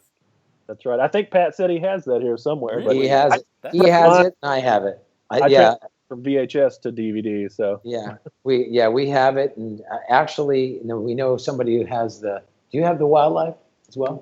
Yeah, and he has the Wildlife as well, which I haven't. Obviously, he has Japanese typeset in the bottom. yeah, the Wildlife VHS, which includes y'all, a lot of footage of y'all recording in the studio, and What's that? Wildlife cassette, the VHS has Right. footage of recording the album in the studio, and Correct. Right. Yeah, it did. It was a different angle of it all. I mean, we're just kind of like, what do you do in between? And everybody's like, what do you do? And basically what I did was in the studio, but Dana wanted to do the studio side of it. So I actually said, well, then if I'm not in the studio, I'm in nature. So we went up in the hills someplace and filmed. And yeah, I think he's showing you the Wildlife Laserdisc right now. I think that's what he's hunting down. But yeah, it was fun doing all those. I mean, we really tried to make it to where people were a part of where the band came from, and as everything grew, and a part of our history. Right. And it's it's amazing trying to track some of this stuff down, after the fact too. It's Well, after the fact, because again, it's just kind of like one of those things when you're dealing with vinyl or even in the laserdisc capacity, things it breaks down over a while if it's not for. Yeah. And, So let me ask you, Mark, did you enjoy doing the video part of your career, or did you just kind of look on that as like, man, this is not as fun as we the had music? fun with it. I mean, what people don't know is like when we did Up All Night, we looked for directors and we couldn't find anybody. And I told Bud Carr, and I go, look, man, just stop dealing with all these Hollywood people and let's get somebody who gets the nightlife and the sexiness of it. Get somebody who does a beer commercial or something. So he goes over and he gets this guy to do our video, who we loved the look of his reel. He does our video, and he just knocked it out. He got an award of the best video of the year, which is our video. And that was the beginning of Michael Bay, who has the new movie Transformers out. Wow. Right. Are you serious? No way. Yeah, is so that was incredible. actually shot. Now, if you watch the video, you'll see he has an understanding of somehow of getting nightlife and it looking night, but still having a sexiness to it. Mhm. So he has a way of shooting that is just really, really great, and he sees that. So we saw that in him, and obviously he's done pretty well for himself. Yeah, that's incredible. Y'all were able to see somebody's talent like that. Yeah. Here's the Japanese laser discs of From the Beginning and the Wildlife home video releases. And got an that's Opie. great. Wow, that's cool. All right. He's Yeah, got it's the got, Obi. it's got an Obi on it. It's signed by Mark. Man, I tell you what, there's a. I mean, Pat had a bunch of stuff out for me, but I just realized up here he's got cubbies and cubbies full of Slaughter stuff. It's unbelievable. Well, again, it's one of those things of it's hard. It's hard for us to keep up with it. What Pat's been doing a lifetime is he's been digitizing everything in different forms. So there's a whole thing where he's got like a Slaughter archival thing that he's put. What's the name of that? Do you have that up yet? On Facebook, it's called Slaughter Collectibles. It's called Slaughter Collectibles on Facebook. Oh, that's right. And he's got nothing but, and again, he'll be like, Dana and I'll be like off, either off on the road or running to a hardware store to do something in my damn house, one of the two. And I'll get a, hey guys, check this out. And it'll be like bling. And, you stop and go, wow, that's really cool, man. And it's like just a stop of where you just kind of go back and the hourglass takes you where you were at that time. And here's a shot or here's a picture or, hey, Mark, I found these lyrics. Like, Pat has the lyrics of when I was recording what was it? It was probably the Back to Reality, isn't it? The ones I just gave you. Revolution, yeah. Because I just scribble things down. I mean, even on the first record, we wrote on a pizza box. I actually wrote the lyrics on a pizza box sometimes. Right. Because we didn't have paper. We're just, fuck it, just write on this. Because we were just trying to get it out. Just exercising the demons, so to speak. It wasn't anything that you think about, hey, somebody really care about this someday, Yeah. Just I get do it the out. same thing, just nobody cares about door inspections and stuff, Nobody's going to collect that. No, there's so I'm on there. I'm on the site now, Slaughter Collectibles. There's a lot of cool stuff on there. Covers to magazines, that box set that we were just talking about. Right. If you go see Slaughter at night, but you also want to be on Wall Street during the day, there's a Slaughter leather business bag that you could carry. Oh, that's All right. right. That's right. That is Yeah. killer. I like that. There's a lot of cool things. The here. merchandisers, the merchandising company actually made us all robes that we would wear, when it was really cold out. We would, it was kind of Kiss did this as well. We actually got this from George Stewart because it was part of the Vinnie Vincent thing, but we never had the customized robes. But when you come off the stage like a fighter, you put a robe on because you're covered in sweat and it's cold. I mean, it makes sense. Yeah. So we all had these robes, and the one I had completely broke down to basically just threads. It just shredded apart, but it lasted 30 years.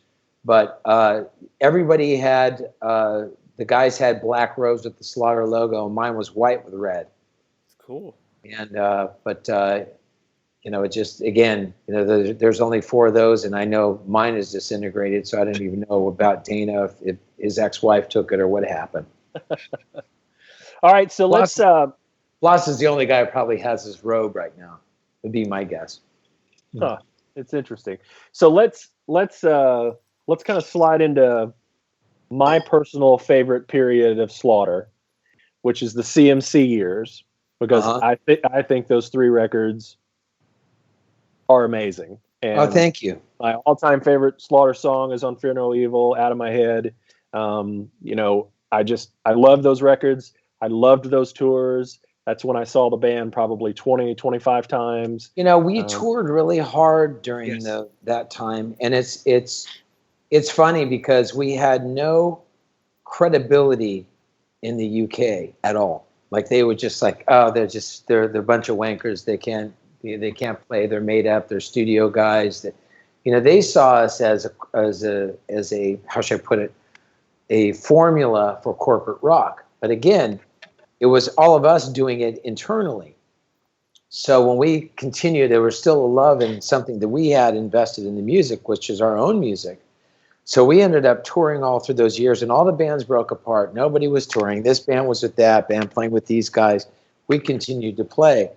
And in that, I think Europe took note of, well, those guys actually are real, and they did continue to play the music, and they do. So when we went back over to Wales, it was kind of like this, what was a little bit more standoffish. These people were rabidly into it. It was really cool. It was a nice experience. Yeah. So tell us, you finish up the Wildlife, and I believe did you guys go out with Poison on the Wildlife tour? On the Wildlife tour was with Ozzy Osbourne and Damn Yankees. That's right. Ozzy Osbourne and Damn Yankees. Kiss and Poison was on the first record. That's correct. And so you finish up the Wildlife. What happened, with Chrysalis? And then I believe they dissolved or something like that at that point, right? Well, we made the record. We started recording Fear No Evil. And it was kind of a weird thing because we felt that Chrysalis was dropping the ball. Again, Chris Wright, the Chris in Chrysalis, was basically, he was eliminated out of the label in a hostile buyout. Understand, Chris Wright was a part of the management team -- the beginning of the label Chrysalis. It was Chris Wright and and Ellis who did those, the beginning of that label, and they did it for Jethro Tull. That's why the label even started. Interesting. So then they started. It was a large independent that was done through CBS, in that side of it, and they were, Chris. Then Terry Ellis left the thing with Chris, and Chris basically maintained Chrysalis Records. And again, you think about it, it was UFO, Robin Trower, Billy Idol, Pat Benatar, Huey Lewis in the News, right? Slaughter, Sinead O'Connor, 10 years after. Michael Schenker Group when he left UFO for a minute. Right.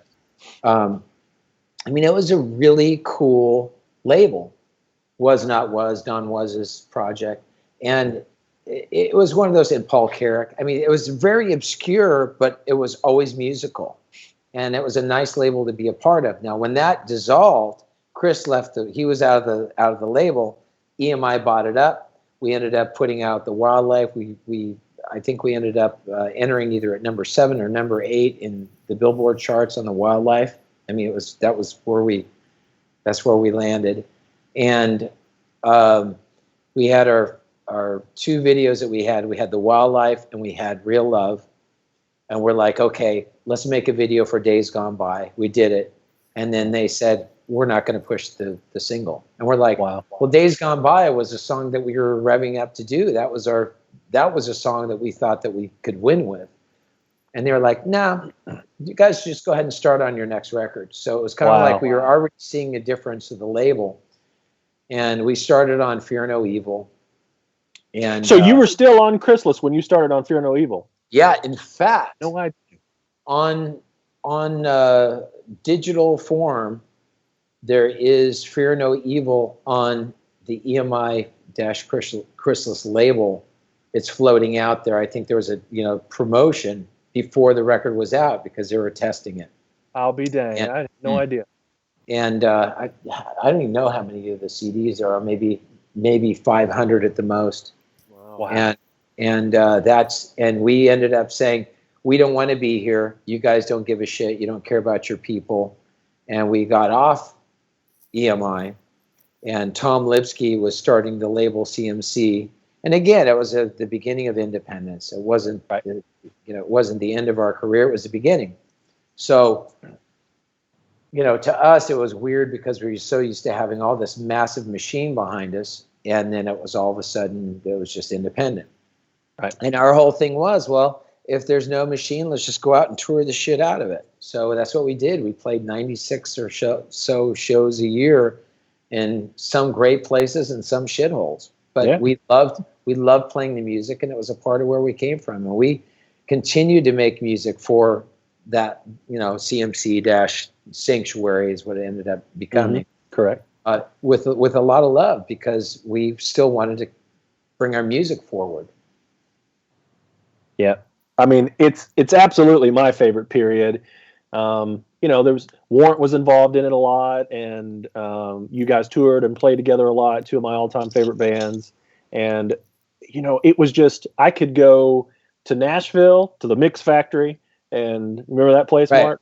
Yeah, Right. I'd go to Nashville. I would go to Atlanta to the Cotton Club. I would, you guys remember the Outer Limit out here on Nolensville Road? Man, I saw you guys probably 20 times from 95 to 99. Probably and at the Outer Limits, that was, and the guys up front who were totally into it was Seven Dust. Yeah. And those guys are great. Yeah, those guys that come to the shows, they were sweethearts, and they went on to do really, really well. Great band. They kept the again, it's those bands who kept that melodic structure. Even as things progressed, they kept that melodic structure, which I think is so important for bands. Right, I agree. Well, I know it's not vinyl, but I do want to show my Japanese version of Fear No Evil. Wow, which different cover.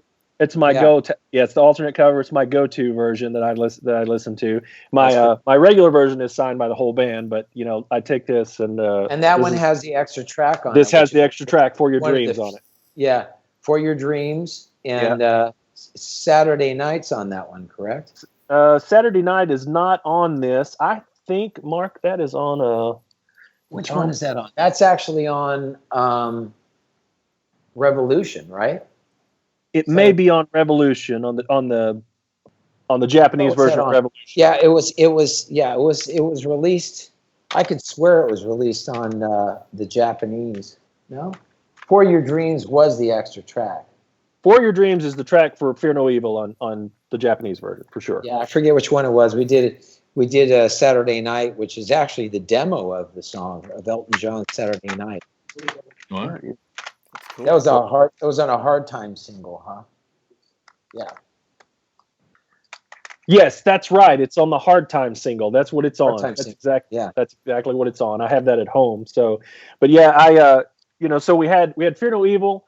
We had Revolution was released after that. We've got and then we got again, you got to understand as a band, Hard Times.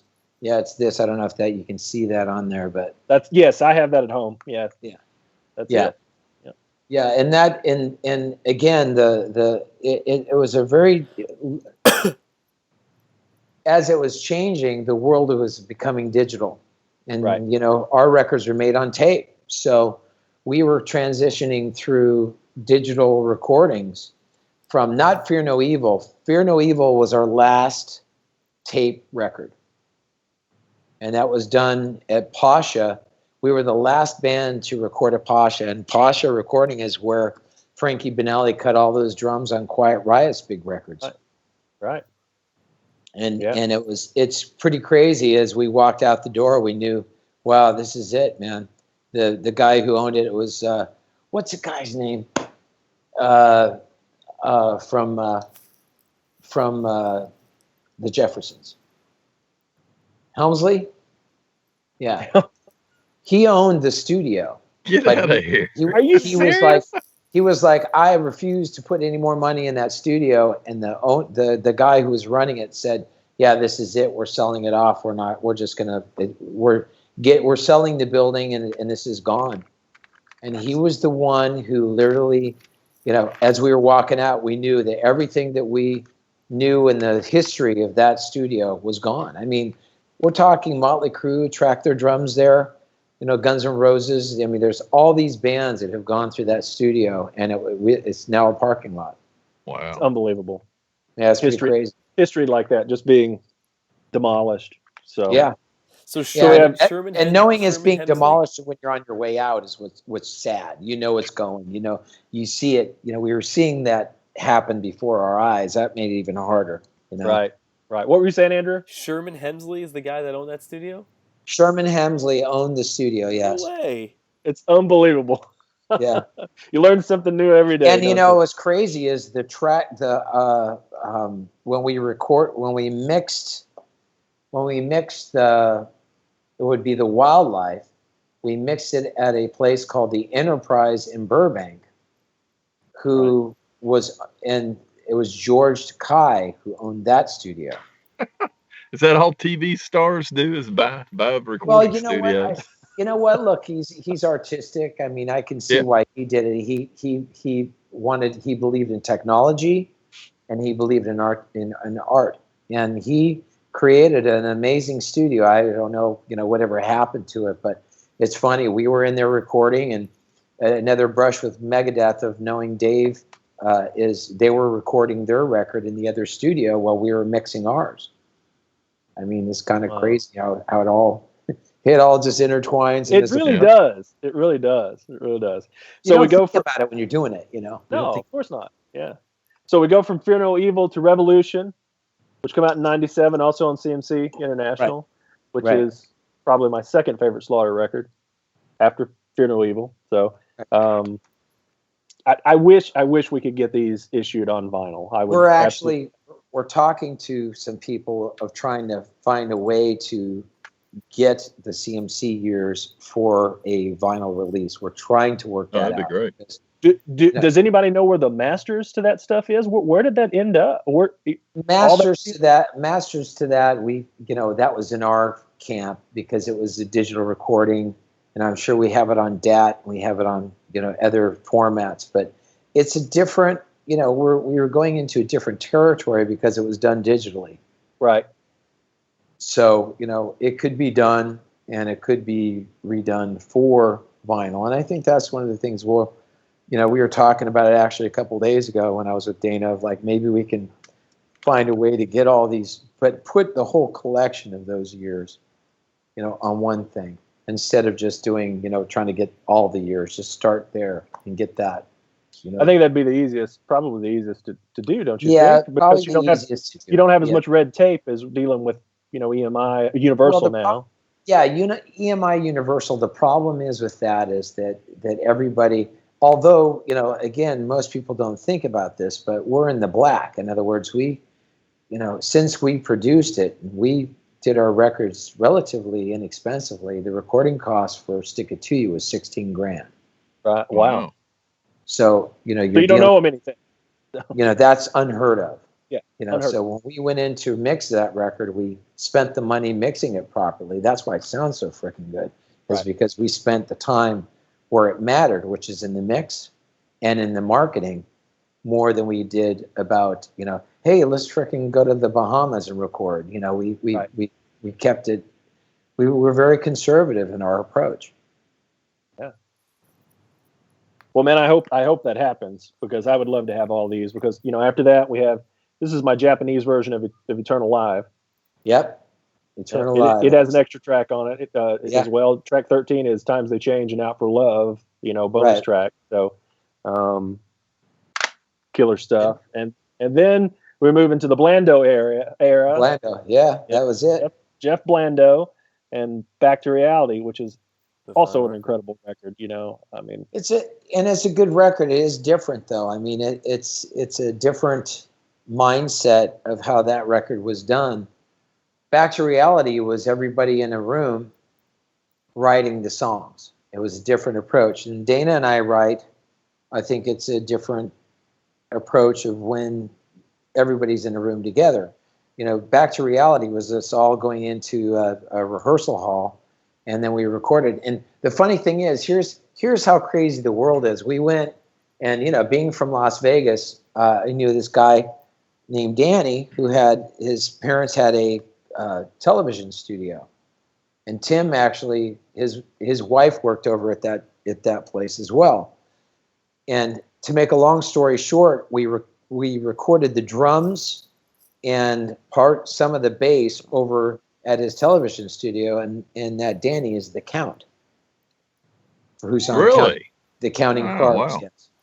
Wow. So we were there. His dad was there at the time when he was alive, and he would peek his head in and he goes, "Sounds good, boys," you know.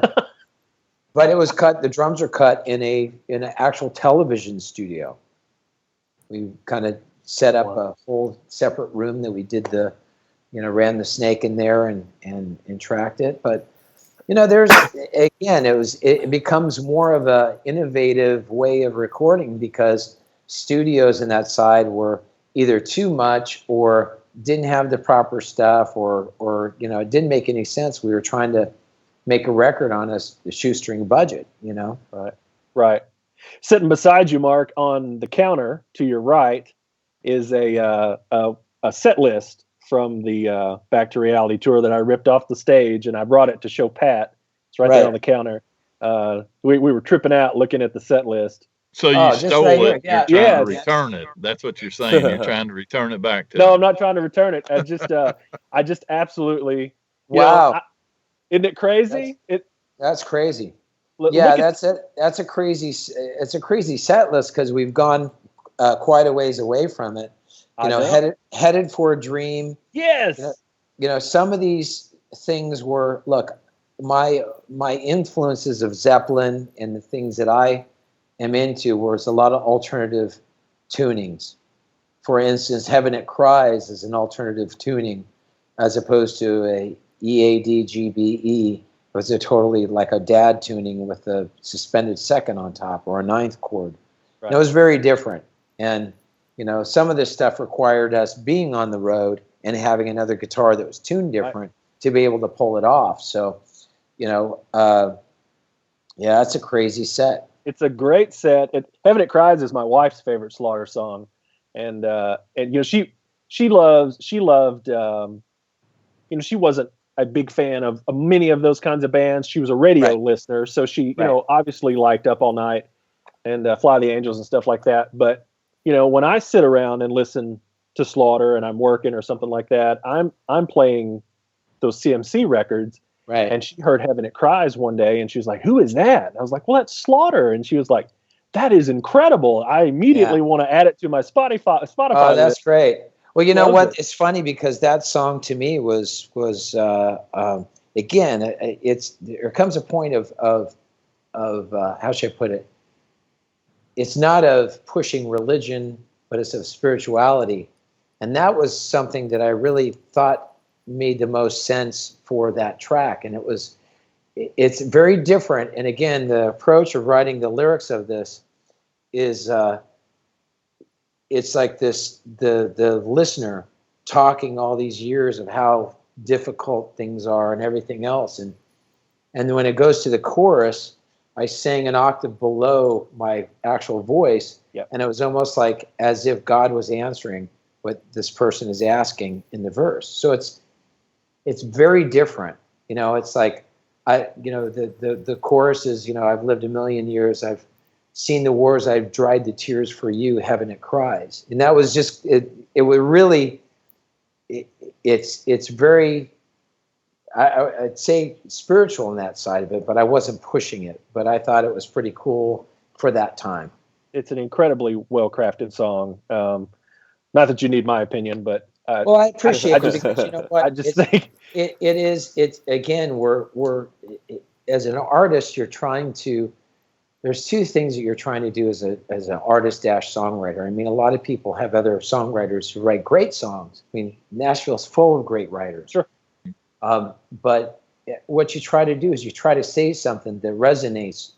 Ultimately, music is the soundtrack to people's lives. Yeah.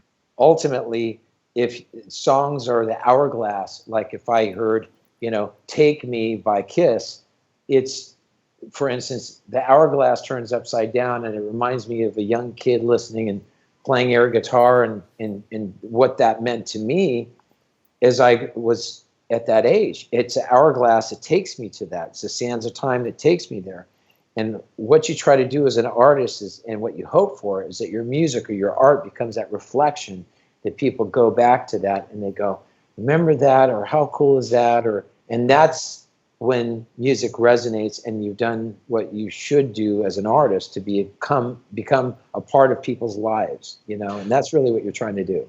It's well stated, and I'm just one lowly fan, but I can tell you that Slaughter was that for me. Mm-hmm. Take Kiss out of the equation, because Kiss was all the way back to when I was little, but the music that made my life, I'm early 40s.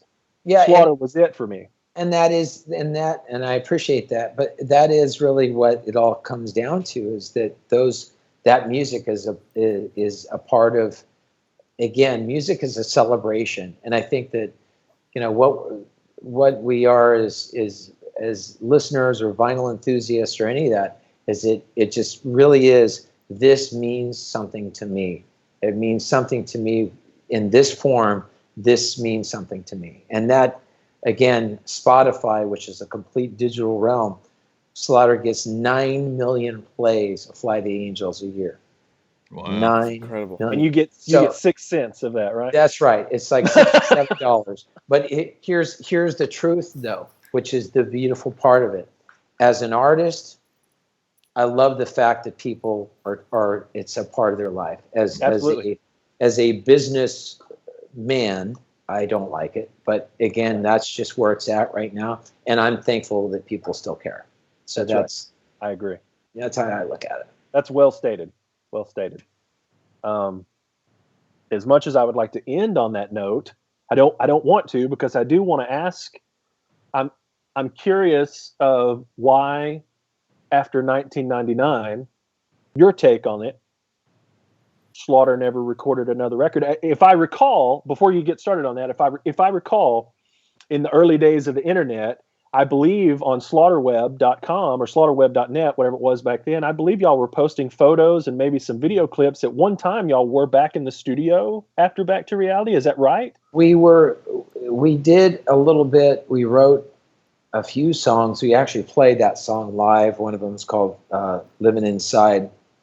And it's one of those things that we never took it out, and getting these guys in the studio. I mean, Dana works, these guys work with Vince Neil, and getting everybody in the studio for a minute is an investment of money and an investment of time, and everybody's kind of spread all over the place. So right. It's kind of like, it's not that we don't like making music. It's just that nobody's initiating it, so to speak. I gotcha. And if we were going to go record the drums and do all the things that we do, then we started getting the studio expenses and everything else. And it becomes like one of those things of like, well, what are we achieving out of this expense? Mm-hmm. Again, it's the music business, not the music fun. Sure. Although for me, it's a love, and there is that middle ground. And that's really what I did on my solo thing, is because I love it, not because I'm looking for a money grab. Well, if those guys don't want to get in the studio, thank you for continuing to do that, because. Well, thanks. Someday, as long as we can all, find the agreeable time, I'm sure we'll do something. But until then, I'm just going to keep churning them out, Good. Well, again, let's wrap up. Tom, Andrew, y'all got anything y'all want to add or ask? Yeah, I do actually. Mark, I just want to thank you for coming on and opening up so much with your story. It's a common thread, although you're at the top and successful with what you did, but your perseverance all along, your attention to what you were doing as a teenager, it's just been very interesting. And thank you. You know what? I think it is, again, it stems from what we're on this whole podcast for, is that it's of the love vinyl, a love of music in its purest form. Sure. And ultimately, what we're trying to do is to, if it lights a fuse with somebody to go out and get into this aspect, this style of recording, and in this way, ultimately, that's what this is. This is the love of it. And again, I thank all the people for the years that they've listened to the band. I look forward to people hearing my solo record halfway there, because it was made for this vinyl approach, you know. And I just have, again, it's a love of doing it. It's not a money grab. It's not like I'm making zillions of dollars at this. It comes to a point where you do it because you love it. And again, I'm still that kid who was learning guitar in my bedroom and trying to sound like, you know, Brad Delp from Boston, and you know, I'm still, you know, love my Sammy Hagar and Kiss, etc. You know, that's where I come from. Yeah. Well, thank you so much for doing that. Yes, Well, thank you guys, and again, keep it up. Keep doing what you're doing. All right. Well, Andrew, any parting thoughts? That this was just really fun. Unfortunately, because of my age, I never got to see Slaughter. And well, we'll fix that real soon. We'll drag you out by the ears, and you're gonna have to come and hang a little bit. I want to, because I've been lucky. I've seen a lot of other '80s bands, and the camaraderie between the band members is cool. You know, I love it. I was a musician myself. I decided to turn it in after a while, but that's neither here nor there. You know what? Here's the truth. You never turn it in, and just spinning the records, your mathematical sense in that way for music, it's always going to be a part of you. And again, I would say to anybody who's not playing right now, who's a player, to continue doing it, because it's a love of music. It's not like the industry's gone away. The love will always be there, and I think that's important for everybody to keep doing that, because it grounds us. You know. I agree.